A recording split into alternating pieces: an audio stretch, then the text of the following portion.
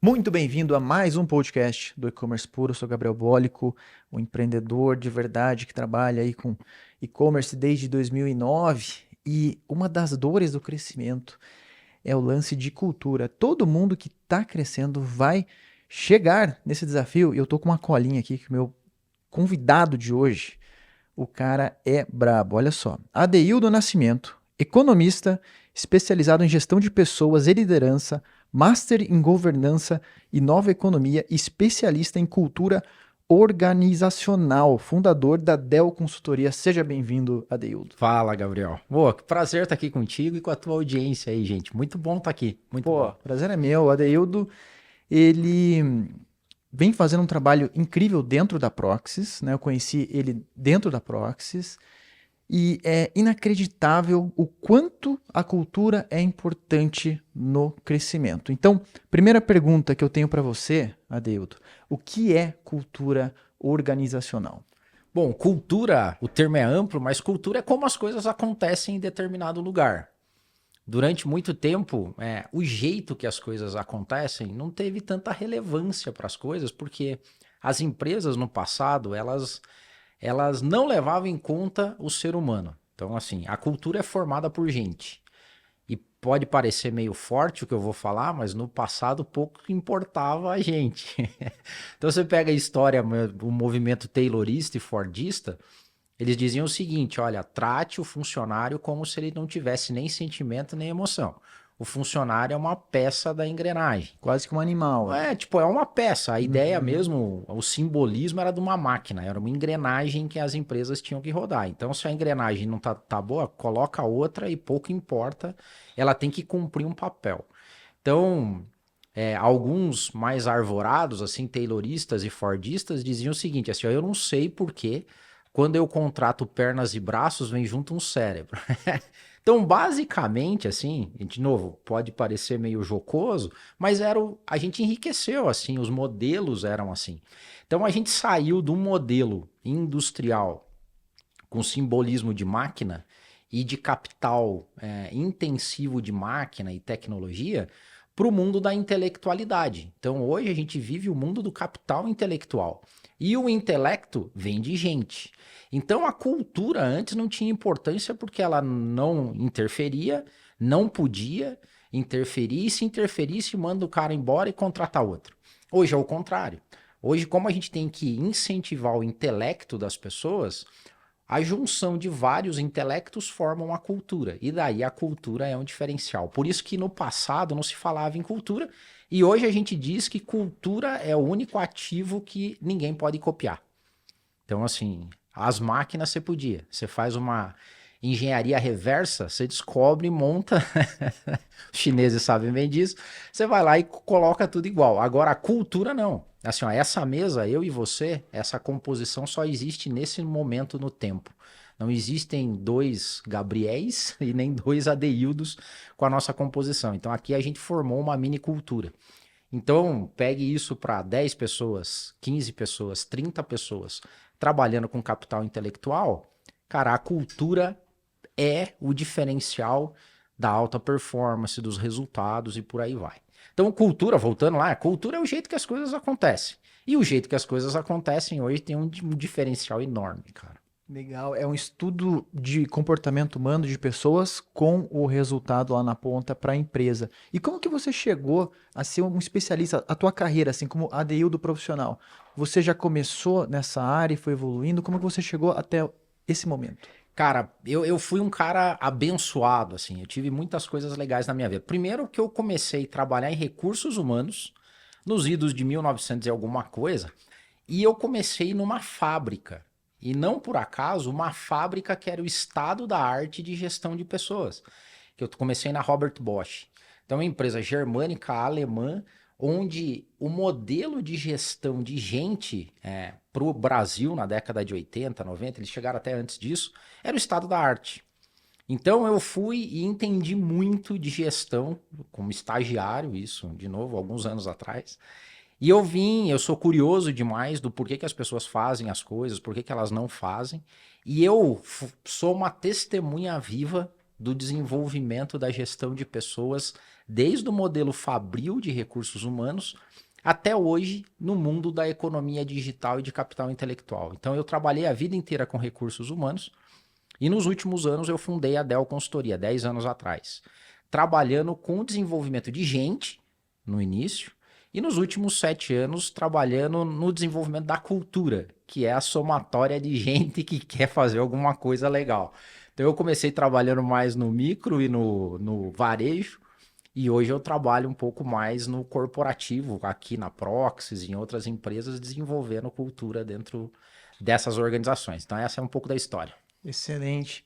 E falando assim, ó, do empreendedor, o cara que começou lá o negócio dele tá vendendo, foi performando, foi crescendo. Daí chega um momento assim que ele já tá com custos mais altos, né? Que ele tá estagnado e tal. Já tá com algumas pessoas no time, contratou ali, tem uma galera trabalhando com ele e o cara tá patinando. Ele não vai nem pra frente nem pra trás e tem várias coisas pra ele ajustar. Várias, assim, desde a própria cultura, ele vai ter que cuidar de áreas que ainda que antes não cuidava, né? Tributário, sei lá, logística e etc. Na parte de cultura, cultura hoje está ligada a resultado. Assim, o quão importante você vê que você enxerga hoje que o resultado final, né? De alguém que está travado, que tem um problema, que às vezes nem sabe que tem esse problema, o quanto a cultura está ligada a esse algo a mais, esse próximo nível que ele está travado, que ele está empacado hoje. Então, bom, sou suspeito para falar que eu vendo meu peixe, mas assim, a cultura, ela não só tá, assim, ela tá tão atrelada a resultado que é a cultura que faz com que algumas empresas sejam muito melhores que outras. Então, tem um certo nível, algumas empresas elas vão até um certo nível que eu chamo do nível da mediocridade. É um nível médio. Toda empresa, se seguir o que o mercado fala e faz, até um benchmarking meio preguiçoso, você vai lá dar um Ctrl+C e faz um Ctrl+V aqui, você vai até o nível da média, que todo mundo fez. Agora, depois, para você sair da média e ir para alta performance, aí já não é mais tecnologia, aí já não é mais metodologia, não é mais processo. É como as pessoas usam o que já tem instalado. Então, analogia. Entregue o mesmo carro numa corrida com o mesmo motor, mesmo pneu, mesmo acerto para todo mundo. Não vai dar empate? Porque tem um fator humano. E as empresas é o mesmo esquema. E assim, quando a empresa ela depende de muito capital intelectual, a cultura daí ela entra, tipo assim, 100% do efeito é a cultura organizacional.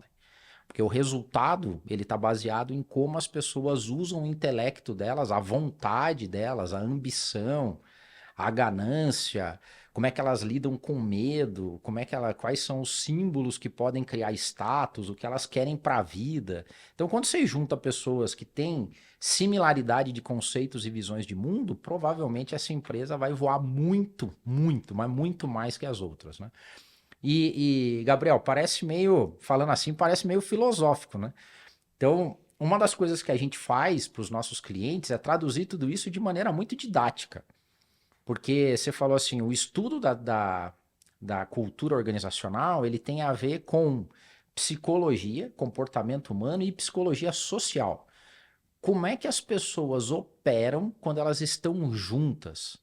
Então, assim, como é que você alia, de novo, desejos, vontades, crenças, atitudes de pessoas que estão num ambiente para trabalhar junto, né? Então, um mini Big Brother ali. Uhum. Então, tem fatores, métodos que você consegue organizar para fortalecer a tua cultura, para dar a cara que você quer que ela tenha e depois que ela tá azeitadinha, você turbinar ela ainda, deixar ela forte.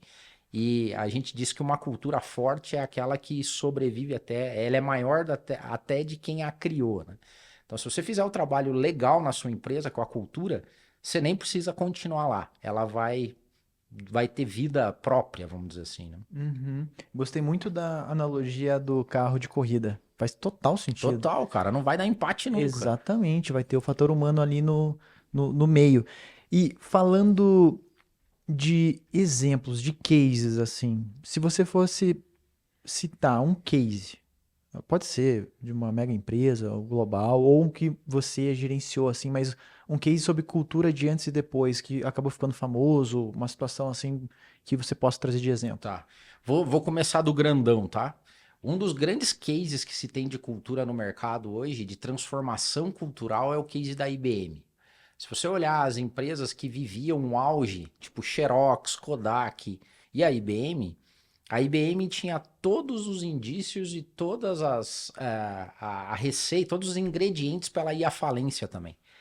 E a IBM, na mesma época que a Kodak começou a se dar mal, que a Xerox começou a se dar mal, a IBM já tinha entendido que a cultura dela, que era uma cultura extremamente taylorista e fordista, tinha que ser mudado para uma cultura de capital intelectual. E eles fizeram esse trabalho durante mais de 10 anos, muito mais.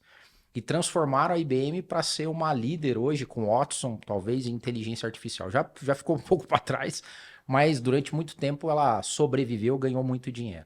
Então você tem esses casos. No meu métier de trabalho, eu tenho casos de empresas que tinham cultura de gestores e fundadores antigos, vamos dizer assim. Galerinha de 70 anos, 80 anos, que fundou a empresa há 50 anos atrás, e que aqueles que não fizeram trabalhos de cultura, a maior parte foi à falência. E aqueles que se preocuparam em cuidar de cultura no processo sucessório se deram muito bem. Hoje a gente atua também com empresas da área de tecnologia, Proxys, né? Vocês são uma delas, e outros projetos que eu toquei também, como foi o caso da Madeira Madeira e outros clientes que a gente tem, onde desde o estágio muito inicial da empresa, hoje os fundos, os ventures, os acionistas se preocupam já desde o estágio inicial da empresa com a questão da cultura. Então, tanto quanto a logística, tanto quanto o fiscal, o financeiro, cara, tem que cuidar da cultura também. Então, e isso dá para a gente um norte bem claro de que o dono do capital, o cara que tem a grana, ele fala, cara, eu quero desde o início isso, eu quero que você cuide da cultura porque esse é um diferencial. E vou num nível mais básico ainda. Eu sou mentor do Founder Institute. A gente fala com fundadores em early stage, em estágio inicial, quando só tem uma ideia e um cara. E desde esse momento a gente já está falando de cultura para ele. Então a cultura já nasce na escolha de um co-founder. Se você não entender qual é a cultura que você quer para sua empresa no futuro, a escolha de um co-founder vai dar dor de cabeça para você em algum momento.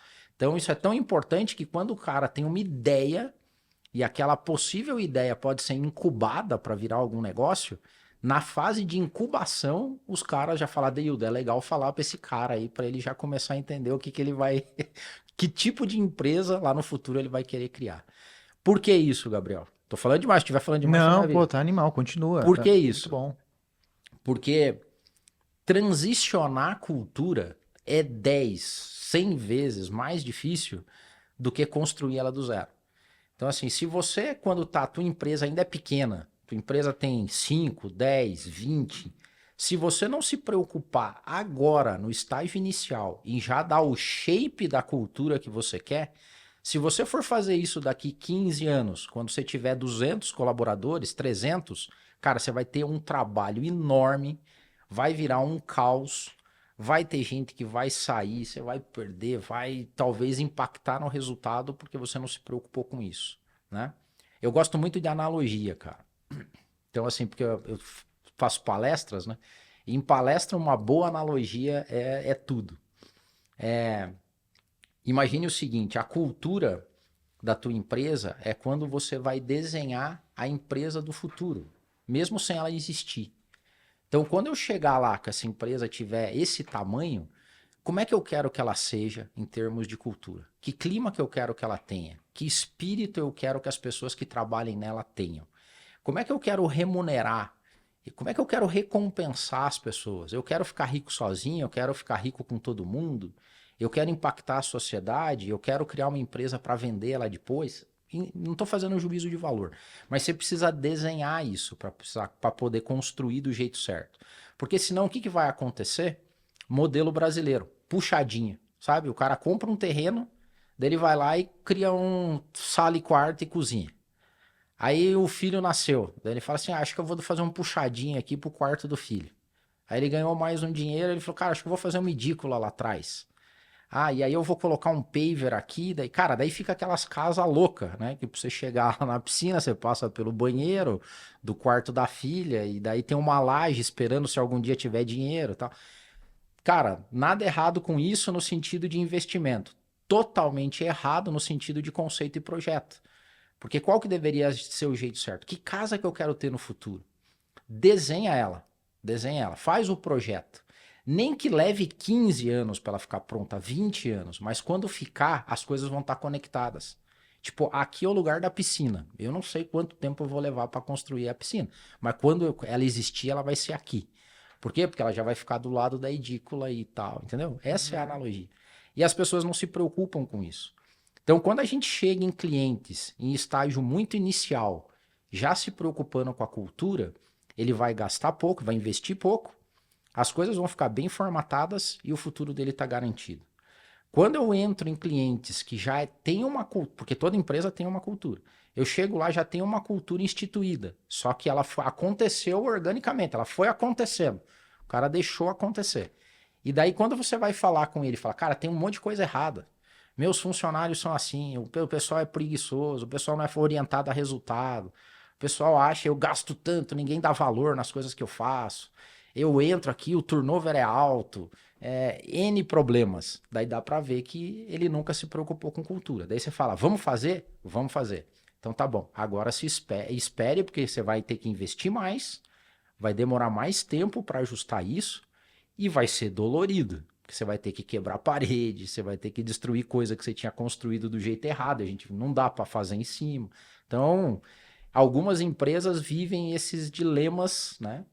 Então, outra coisa que eu sempre falo, quanto maior a sua empresa, mais atrasado você está em termos de cultura.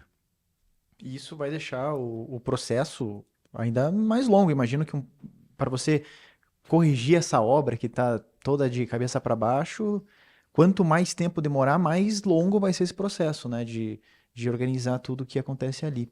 Você mencionou do Madeira Madeira. Madeira Madeira vai ser um dos próximos convidados, já dando um spoiler Oi, o aqui. Daniel vai estar aí? Quem Vai que é? ser o Robson. Robinho? É, Robinho. o Robson vai estar aqui na área. Figuraça. E uma coisa me chamou a atenção aqui nessa sua fala. Você disse o seguinte, que aos meus olhos, assim, eu, Gabriel, eu vejo que, como eu mencionei antes, né? O empreendedor, ele começa, ele tá focado só na venda, cara. Às vezes começa assim como uma questão de necessidade, renda extra. Ele tá focado ali e ele vai cuidar de algumas coisas só quando pega fogo, né? Que ele vai cuidar do RH, da cultura, sei lá, com um controle melhor de fluxo de caixa, né? É até complicado porque tem gente que quebra crescendo. O cara, ele tá contratando, ele tá crescendo, tá ampliando muito e ele tem um negócio legal, só que ele se perde de repente no fluxo de caixa ou se perde em outra situação. Pessoas fazem parte dessa construção. Qual é o momento certo para você olhar para a cultura?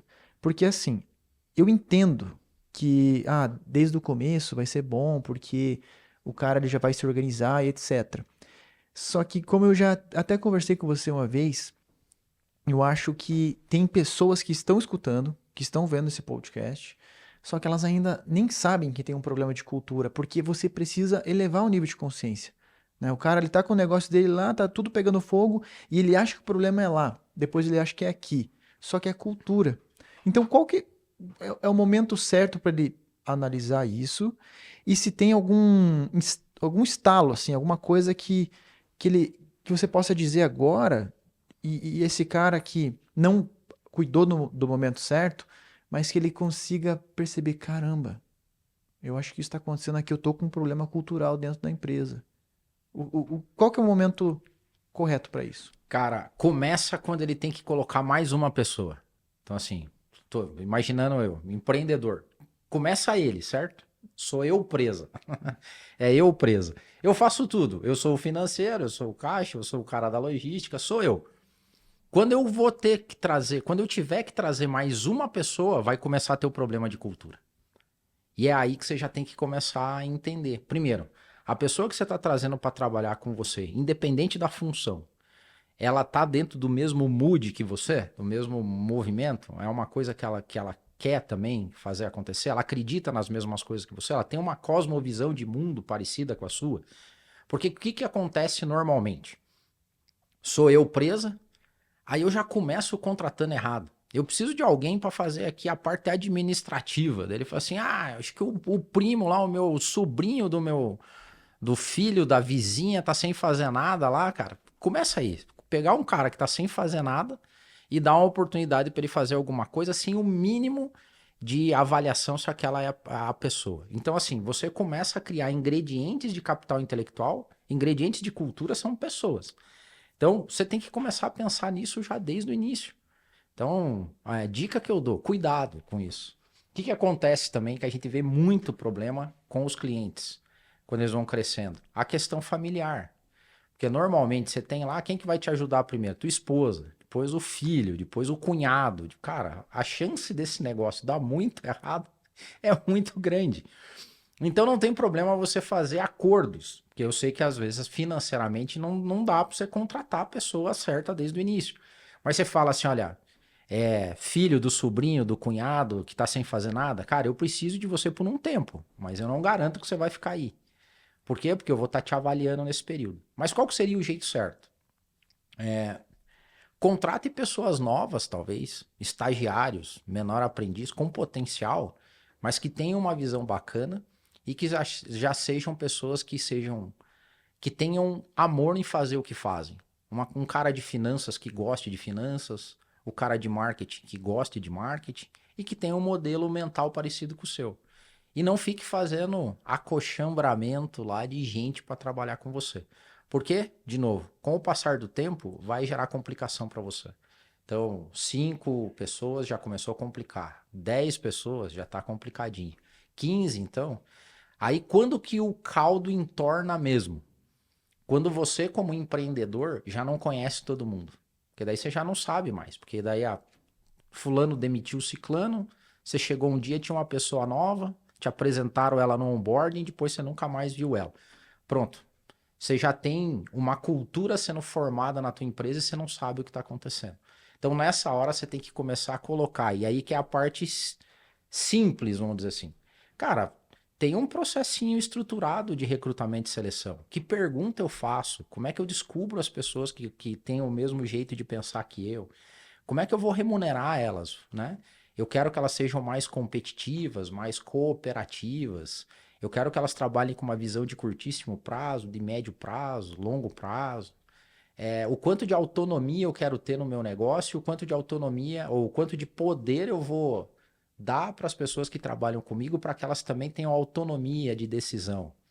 Eu vou ser o cara que vai resolver todos os problemas dessa empresa, que tem empreendedor que gosta disso, né? Ele se sente bem, a gente pergunta isso sempre, cara, você gosta? Tem gente que ama. Tipo, sou eu que resolvo os problemas. Normalmente, essa pessoa que resolve os problemas, o nível de autonomia da galera abaixo dele é baixíssimo. Resolução de problemas também baixíssimo. Então, no curto prazo, funciona, te dá ego, status. No longo prazo, não escala. Vai chegar o momento que você deu dor de barriga, a empresa não funciona. Você não tira férias, né? Então, todas essas questões você começa a discutir, cara, quando você traz uma pessoa para dentro de casa já. Ó, vou fazer uma pergunta espinhosa agora. Bora lá. É o seguinte, você falou assim, beleza, começa ali já trazendo pessoas com a mesma visão de mundo, cosmovisão e etc. Porém, hoje a gente vive um movimento já de uns 5, 4 anos para cá, e nada de errado quanto a isso, sobre diversidade nas empresas e etc. Né? E o meu questionamento aqui é o seguinte, uma empresa que ela é abertamente, não, tem que ser bem diverso e, de novo, nada contra. A cultura tem que ser, ela acaba funcionando na prática, porque, querendo ou não, ou de repente esse é um tipo de cultura mesmo, porque é muito de alinhamento de pessoas que querem viver o mesmo sonho, o mesmo objetivo, mas pessoas tão diversas, elas conseguem viver o mesmo sonho, ou de fato o sonho delas é estarem com pessoas tão diferentes? Como que isso, na cultura, na prática, sabe, assim, pela história, pelo que você já vem acompanhando, como que isso acontece? Porque existem também empresas que se posicionam, e não, a gente quer sempre nesse perfil, desse jeito, e tudo certo também. É uma questão de visão, de cosmovisão. Mas e esse lance da diversidade dos últimos tempos e por aí vai?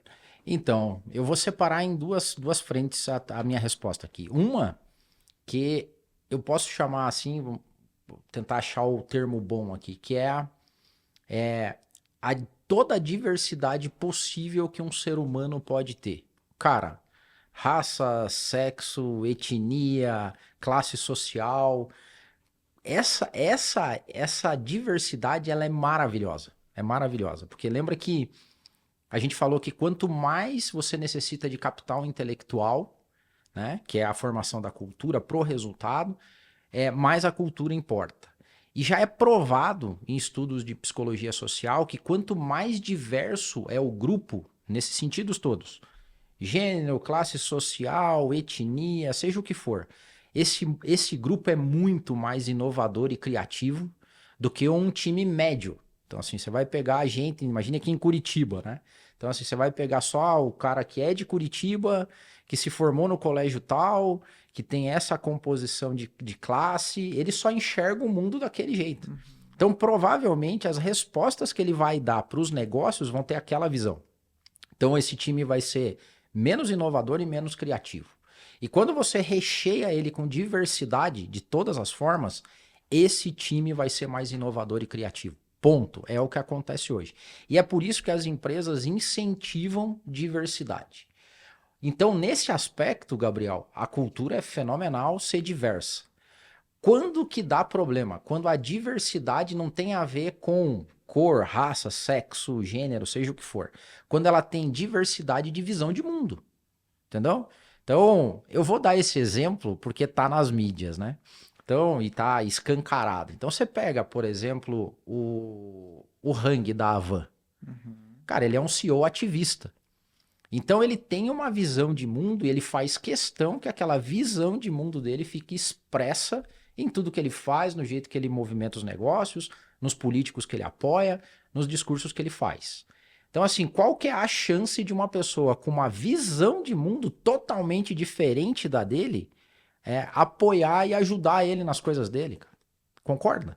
Então, eu vou ter quase como um sabotador dentro da minha empresa. Então, tem ficado cada vez mais presente hoje, como com os CEOs, com os empresários, eles expressarem a visão de mundo que eles têm.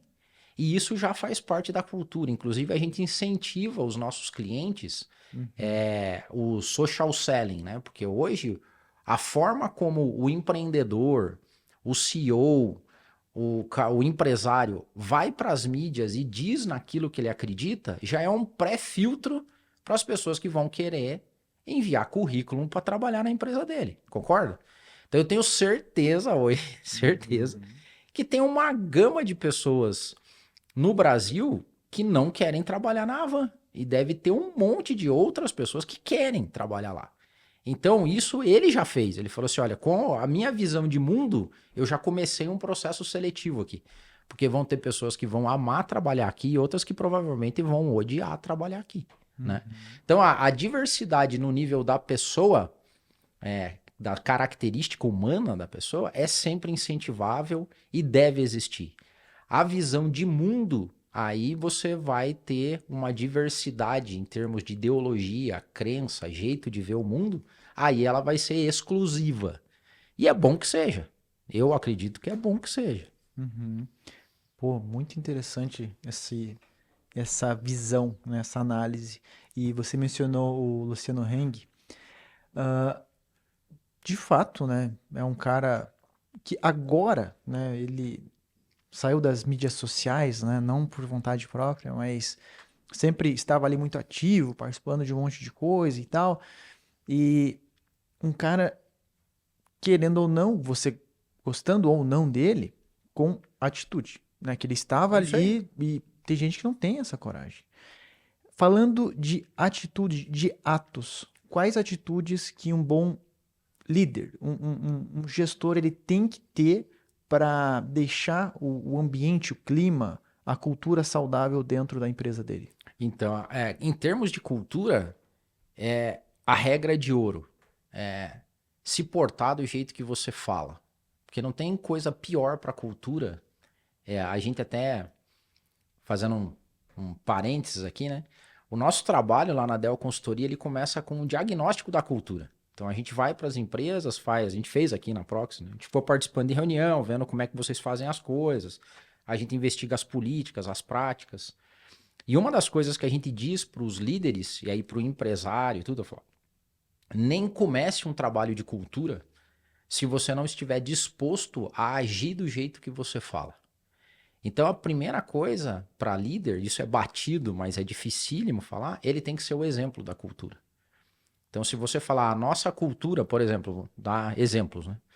Tem clientes que já começam a ser médios, com um certo nível de colaboradores, já tem um nível hierárquico, vamos dizer assim. Você tem o empresário e já tem gente que lidera as pessoas e tem uma pessoa entre ele e os outros. Então esse já vai começando a ficar uma equação meio difícil. E aí a gente chega lá e o cara fala assim, cara, aqui na minha empresa é assim, ó, todo mundo tem espaço para falar, eu ouço todo mundo e não sei o que. Daí a gente vai para as reuniões, cara. Aí o cara senta na ponta da mesa, a reunião é uma pasmaceira, todo mundo quieto. Quando uma pessoa começa a falar, na terceira palavra, o cara corta a pessoa. E a gente fica olhando. Aí quando a gente vai dar esse diagnóstico, fala assim, olha, é sério que você quer continuar dizendo que aqui todo mundo pode falar? Ele falou, não, pode, aqui todo mundo pode. Fala assim, então não basta ser, tem que parecer. Senão é um discurso totalmente descolado. Igual esse exemplo aqui, Gabriel, tem outros tantos, sabe? Tem um outro cliente que a gente foi esses tempos atrás, que um dos objetivos dele lá, por exemplo, de cultura, falou, nós somos acolhedores. Cara, a gente foi dar o feedback do diagnóstico cultural, falei, cara, vou falar nós, em nenhum momento a gente se sentiu acolhido aqui. Por quê? Porque a portaria é ruim, a gente ficou esperando na chuva, aí a gente entrou, ninguém veio recepcionar a gente, daí disse pra gente que era pra subir a escada, chegamos no final da escada, a gente não sabia se a gente ia pra direita, esquerda, qual. Ficamos 15 minutos esperando, o cara ficou com o olho assim, falou, veja bem e tal. Cara, então, não tem nada de acolhimento aqui. É isso mesmo? Vamos melhorar então pra gente ser acolhedor? Porque é muito fácil falar, né? O cara pode falar o que ele quiser, mas na prática é outra Cara, é coisa. fácil. Teve outro cliente, por exemplo, que um dos indicativos dele era excelência. A gente quer ser excelente. A gente aqui tudo é com excelência. Chegou o cara falou assim, a grama lá na frente não tá cortada. Então, assim, a dica pro líder cara, a tua cultura tem que ser espelho, assim, ela tem que, o que você diz tem que refletir no que efetivamente existe. Senão é só conversa pra boi dormir, tá escrito em algum lugar, tá bonito no teu site, nas tuas mídias sociais, mas qualquer um que chega vê que não tá rolando. É tipo o adesivo em para-choque de caminhão, né? Tá ali, pô, é bonito. Excelência é um clássico. Excelência, cara. Mas, meu, é muito ousado até, né? Você falar assim, nós prezamos pela excelência, porque, poxa, se você for ver na prática, isso aí é o cuidado, que nem você falou, até com a grama ali, né? Cara, e assim, os caras escrevem as coisas e depois, quando eles são desafiados com aquilo que eles escreveram, cara, né? Eles normalmente o cara fala assim, isso aí foi escrito, mas não quer dizer a verdade, né? Então, E durante alguma dessas análises, assim, que vocês ficam ali, vocês participam, de fato, né? A gente teve reuniões que vocês estavam ali só de olho, analisando e tal. E na hora do feedback, assim, tem gente que fala assim, não, o cara bate o pé, sabe? Do tipo, não, nós não somos assim e tal. E ele mesmo não aceita, sabe? Ele quer a transformação, a análise de cultura ali da empresa, só que daí na hora de pegar o diagnóstico, assim, ele... Não é bem assim que funciona. Isso rola ou... rola. Já perdi alguns clientes assim, cara. Perdi no bom sentido, né? Do tipo, teve a maioria, e aí a gente pode falar com um certo orgulho, né? Que a maioria entende e fala assim, cara, é assim mesmo. É isso aí que acontece. Pô, você descreveu a empresa certinho, é isso. E uma boa parte, se não a maioria, fala, cara, que bom que vocês vieram, porque a gente tá tão imerso que a gente já não percebe mais o que a gente faz, né? Então a gente nem viu. E é legal ver a transformação que vem depois. Então, assim, a grande maioria, ok, senão a gente até nem ia estar mais fazendo o que a gente faz, né? Então, as coisas acontecem. Mas tem aquele que é, não reflete, vocês não sabem o que estão fazendo, e beleza. Eu falei, cara, então tá bom. E tem outros, esses aí são a minoria, mas tem outros que são aqueles que entendem, compreendem, mas não querem mudar. Você vai dar muito trabalho para mudar. Então, como tá tranquilo, eu tô ganhando meu dinheiro, o EBITDA tá entrando, não quero fazer. Uhum. Então, teve clientes que a gente começou a fazer o processo de transformação cultural e na metade eles desistem. Isso acontece algumas vezes, porque quando começa a doer, né? Ah, não, isso aí eu não vou querer quebrar. Ah, não, isso aí eu não vou querer. Não, isso eu não quero. Aí fala, cara, beleza, então, você sabe o que tem que fazer, mas por ética a gente tá cancelando aqui e a gente para aqui, Uhum. né? Entendi. E esses tempos eu estava conversando com um grande executivo, assim, né? Nossa, incrível a história dele, o que ele já fez, os negócios. Ele vendeu uma empresa bilionária. Ele vendeu, assim, estava conversando com ele. Daí eu perguntei, na gestão hoje do negócio dele, né, sobre home office. Perguntei assim, fulano, e sobre home office? O que você tem a me dizer, assim, do teu modelo de gestão? Você é tão experiente, você é um cara que fez tantas coisas legais. E ele me respondeu com uma analogia É. bem Boa, legal. analogia é boa. Essa eu quero Ele falou, aprender. ele falou assim, Gabriel, eu não consigo educar os meus filhos por Zoom. Ele falou isso. E daí ele disse o seguinte, porque filho, você vai falar uma coisa pra ele, mas você executa e faz um monte de coisa com as suas atitudes que é aquilo que ele vai fazer. Não é aquilo que você diz pra ele, é aquilo que você faz. Vive. É, É exatamente. isso aí. E muito legal, assim, a resposta dele. E a minha pergunta pra você agora é sobre home office. Aham. Assim, falando de cultura, né? Que tem muito do ambiente, dos artefatos, né? Do que, assim, de presença e tal. Para home office, tem como cuidar disso bonito? É mais difícil? É mais fácil? O que você tem a dizer sobre esse modelo de negócio que não é de agora, né? Porque principalmente na parte de tecnologia, já tem gente que muito antes da pandemia já trabalhava de modelo assim, como home office. Só que agora existe até uma discussão, os textões no LinkedIn dos defensores contra aqueles que são contra. É, falando de cultura, como lidar com home office? Então, é muito mais difícil mesmo. Então, assim, a metodologia que a gente usa em desenvolvimento de cultura tem várias, mas uma que a gente usa muito é da Carolyn Taylor, Walk the Talk. E ela diz que a cultura é formada pelos símbolos, pelos sistemas de gestão, né, e pelo comportamento dos líderes. E é o comportamento do líder totalmente linkado com a analogia com o cara que você falou aí, cara. Não dá para educar as pessoas à distância. Mas então, assim, o home office, ou full home office, ou officeless, é muito mais difícil de você formatar cultura. Você só consegue formatar uma cultura forte em officeless se a causa da tua empresa for fabulosa, cara. Muito grandiosa. E que qualquer pessoa, em qualquer parte do mundo e das culturas, tenha a cultura subjugada pela causa, vamos dizer assim. Vou trazer um exemplo que é pitoresco, grandioso, mas é a verdade. SpaceX. Qual que é a minha causa? Transformar a humanidade, os terráqueos em seres interplanetários. Essa é a lógica. Cara, então a SpaceX hoje tem uma cultura e um jeito de ser e uma causa tão forte, tão grandiosa, que conecta as pessoas. Então o Elon Musk pode ter pessoas em qualquer outro lugar, officeless, e que vão estar dentro da cultura, que vão ver o que ele escreve, que vão estar baseadas em conceitos de trabalho que a SpaceX tem. Mas olha o tamanho da causa, cara. Olha o tamanho da causa. Vamos pegar outra aí, sei lá, agora talvez mais um. Médicos Sem Fronteiras. Médicos Sem Fronteiras é officeless. Não tem escritório. A causa dos caras é tão grandiosa e que a cultura se você é um médico sem fronteira, você vai encontrar um japonês que é médico sem fronteira E a cosmovisão de mundo de você, do brasileiro, do japonês, vai ser muito parecida. Entendeu? Então, agora o ponto é, se a sua empresa não tem uma causa muito legal, cara, o teu officeless aí, o teu home office, você perdeu essas pessoas. Eles não estão nem aí para você, eles estão trabalhando.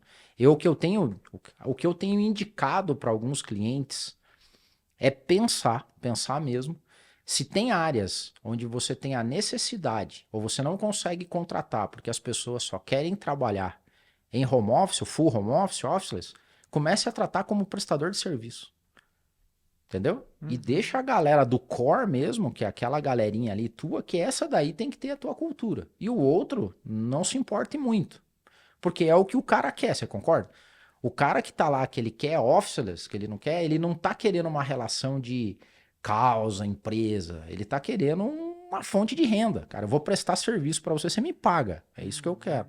Então não se preocupa com essa pessoa. Já coloca ela no modelo mesmo de prestador de serviço. Gig economy, né? E se preocupa com quem tá perto.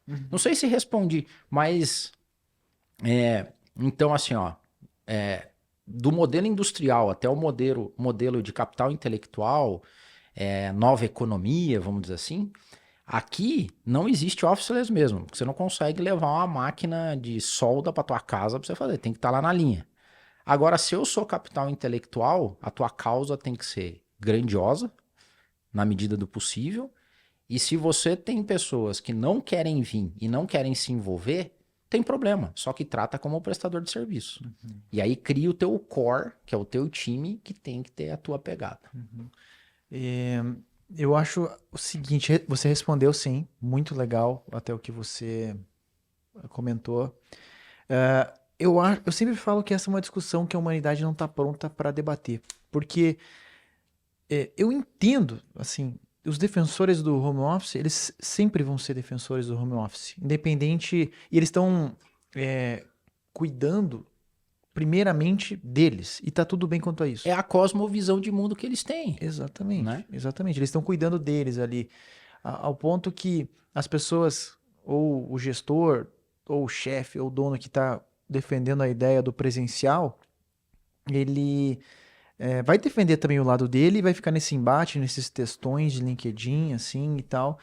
E, de fato, é um negócio que eu acho que a gente nunca vai ter um comum acordo mesmo com uma lógica, com números, enfim, sabe? É uma discussão espinhosa, cara. Isso aí. Eu tô com você, cara. E pra mim não tem certo nem tem errado nessa lógica. De novo, é o jeito que eu encaro o mundo. Uhum. Então tem pessoas, por exemplo, vou pegar lá.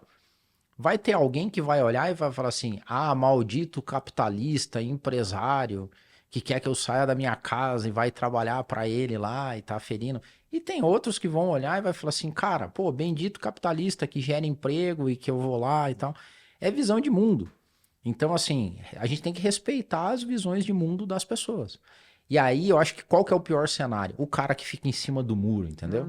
Que ele fica em cima do muro, daí ele tem medo de ser impoliticamente correto, de dizer, cara. E aos poucos os caras estão deixando de ser também, né? Ele vai pegando e falando assim, cara, para trabalhar na minha empresa, do jeito que eu acredito, a empresa é minha e tem todo o direito, aqui é presencial. Cara, ele vai esbarrar em pessoas que. Aí você tem que criar a tua cultura para fazer com que o presencial seja relevante dentro da tua cultura. Não, para mim vai ser officeless. Então, que tipo de cultura eu quero ter no officeless? Cara, cria os teus mecanismos e tem como fazer isso. Mas só voltando ao ponto. Quanto mais officeless você é em termos de cultura, mais a tua causa tem que ser boa. Se a tua causa não for ser boa, nem adianta falar de cultura aí, porque nada vai sobreviver muito. E já aconteceu num processo de acompanhamento que você fez ali numa empresa, você chegar e sugerir, olha, a tua empresa, você tem que ter só pessoas aqui no presencial. Sim. Sim. Isso acontece. Recentemente, agora após pandemia, uma boa parte dos clientes todos estão voltando para o presencial ou para o híbrido, né? Eu imagino a dor de barriga que deve dar isso aí. Dá. E turnover, né? Porque daí perde gente. E tem até, inclusive, em alguns clientes a gente fez gestão de risco mesmo. Tipo assim, cara, você vai desligar essa pessoa, você vai tomar essa atitude, um monte de gente vai sair. Então vamos esperar, vamos criar um plano de contingência aqui, porque a gente sabe que vai ter gente que vai mudar. E falando assim sobre agora um case ou uma situação catastrófica de cultura, assim, de uma grande empresa e tal, que estava voando e tal, não cuidou, deu ruim e, bum, já era. Se bem algum caso, assim como você citou positivamente a IBM, algum caso gigantesco, assim, de case negativo? Cara, o gigantesco mesmo foi a Kodak, né? Tanto que o case Kodak é conhecido como a transição para a quarta revolução industrial, né? Para entrar na economia digital, né?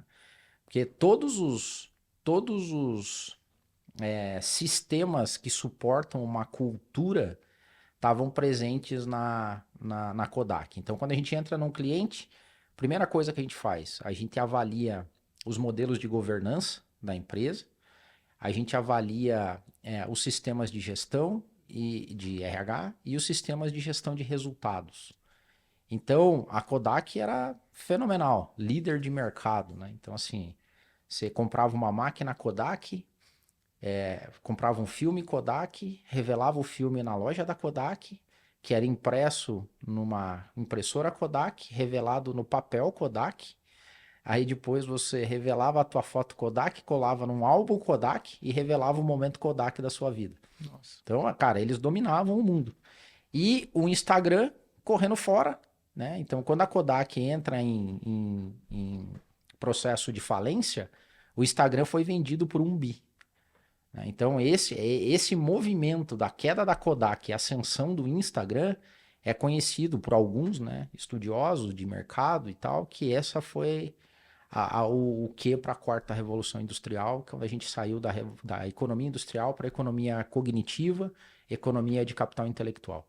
Então, assim, a Kodak tinha sistema de gestão de resultados baseado em remuneração variável com bônus altíssimo dos executivos, pouco espaço para inovação e liderança, o orgulho, né, a ubris dos executivos era altíssima. Então tem um livro bacana, que é o livro do Jim Collins, Por que as gigantes quebram, né? How the Might Fall. E a primeira parte é meio chata, estatística. Aí no segundo momento do livro, ele vai analisar por que essas grandes empresas quebraram. Então tem vários fatores, mas um fator único que ele viu em todas elas, o orgulho dos executivos. Então, esses executivos não ouviam mais a base da pirâmide, não ouviam o que estava acontecendo, viviam o que a gente chama de capitalismo de stockholder, né? Você só joga para cima, só quer saber do que o acionista tem que entregar, cria executivos cada vez mais distantes da base, remunera eles daquele jeito, cria modelos que reforçam isso. Quer ver como faz diferença? O tamanho da sala do cara, a secretária que ele tinha, carro com motorista, isso a gente chama de fringe benefits, né? São benefícios que trabalham só no ego da pessoa. E foi criando todo esse cenário, cara. Aí a Kodak tinha inventado a máquina digital na década de 70, só que a máquina digital não era em nenhum momento remunerada e recompensada. Então, em cultura, você reforça algumas coisas e não tolera outras. E aí os executivos, a maior parte do bônus dos executivos, bônus milionários, era pago no market share de venda de papel fotográfico e filme fotográfico. Aí imagine que um engenheiro chega e fala, você não sabe o que eu descobri.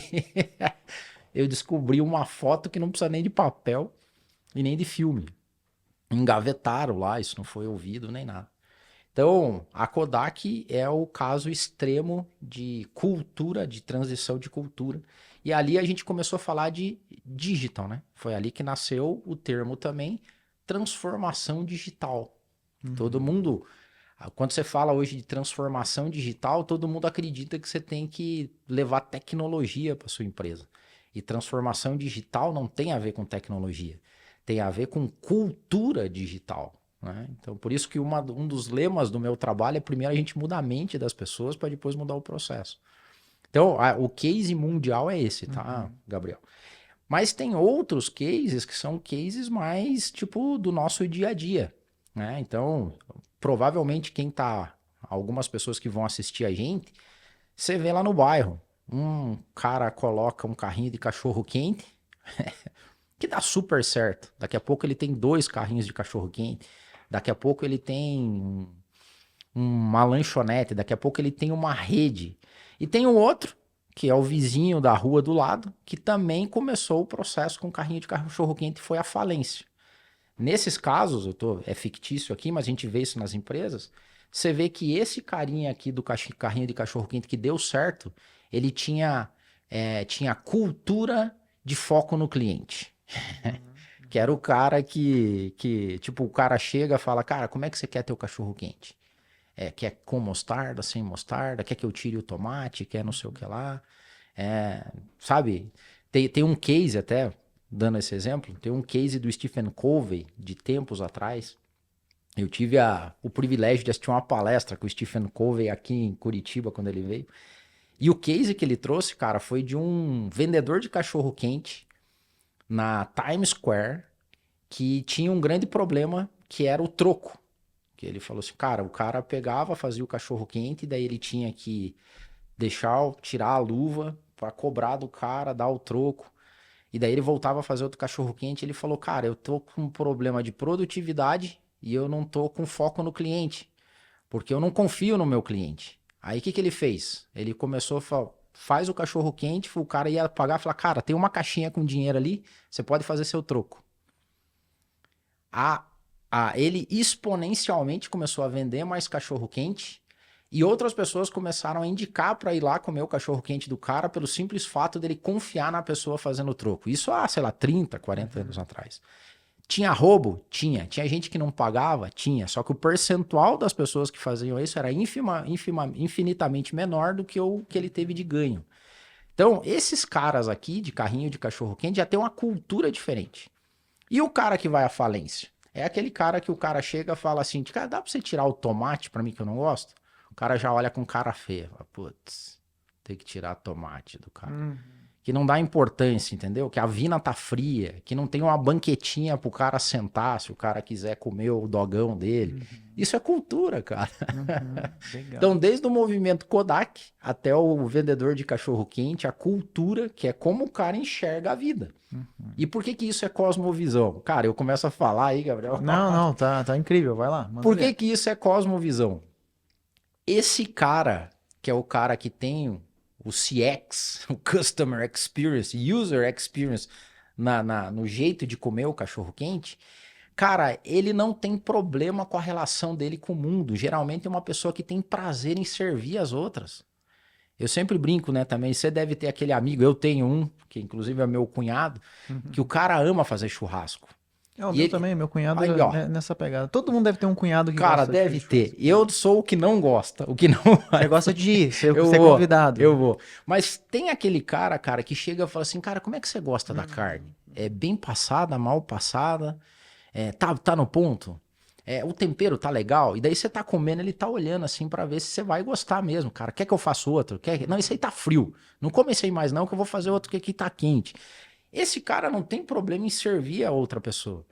Já tem aquela pessoa que é aquele cara amargurado, né? Que talvez fale assim, cara, eu tô fazendo um favor de te fazer um cachorro quente aqui, então não me enche as paciências. Ele se acha vitimizado, ele acha que o mundo tá contra ele. Tá cheio de gente assim. Esse cara talvez não vai se dar bem nesse. E é cultural isso. Isso é cultural, né? Então, tudo isso interfere no sucesso e no resultado. Por que um dá certo e outro não dá certo? Cultura. Excelente. Elevar o nível de consciência. Eu acho que a gente conseguiu fazer nessa conversa isso aqui. Para muita gente que queria entender mais sobre cultura, para pessoas que estão vivendo esse problema. E o Adeildo é um cara fenomenal, tanto que o Adeildo tem um módulo dentro do E-Commerce Puro Plus sobre cultura organizacional. E além disso, né, ele é focado, é dedicado, ele pode fazer um acompanhamento, um trabalho dentro da sua empresa. Eu queria agradecer muito a presença do Adeildo. Eu vou deixar para você dar uma despedida, passar o recado final, onde que as pessoas podem te encontrar, depois eu volto para fazer o encerramento. Legal. Bom, eu acho que o Instagram é um lugar mais bacana de achar a gente, então é @adeildo.nascimento. E da empresa agora, né? @Del Consultoria, DHEO Consultoria. E, cara, se você der um Google aí, você vai achar muita coisa interessante. Adeildo Nascimento. Gabriel, e obrigado, cara. E uma honra para mim ter sido convidado para ter um módulo dentro do E-Commerce Puro Plus, né? Foi show de bola. Animal, muito cara. legal. Eu que fico honrado porque O intuito é gerar valor, né? E ninguém sabe de tudo, cara. A gente precisou resolver um problema de cultura dentro da empresa, que é normal, é inevitável no crescimento. Às vezes não é bem um problema, mas identificar, deixar isso claro, assim, mapear e ter feedback, entender o que está acontecendo. E eu falei com o Adeildo, incrível o teu trabalho. Obrigado, Poxa, cara. olha o que a gente está fazendo. Seria muito legal outros empreendedores entenderem disso. Poxa, e se a gente criar algo para o e-commerce Puro Plus? O Adeildo topou na hora e entregou assim, um conteúdo de ouro. Então, fica aqui o meu agradecimento não só pelo papo, mas também por esse módulo. E a gente vai manter uma excelente parceria aí, se Deus quiser, por muito tempo. Mas é isso. Então, de novo, Adeildo, tamo Valeu, junto. valeu. Obrigado. E obrigado a você que acompanhou esse papo até o final. Valeu.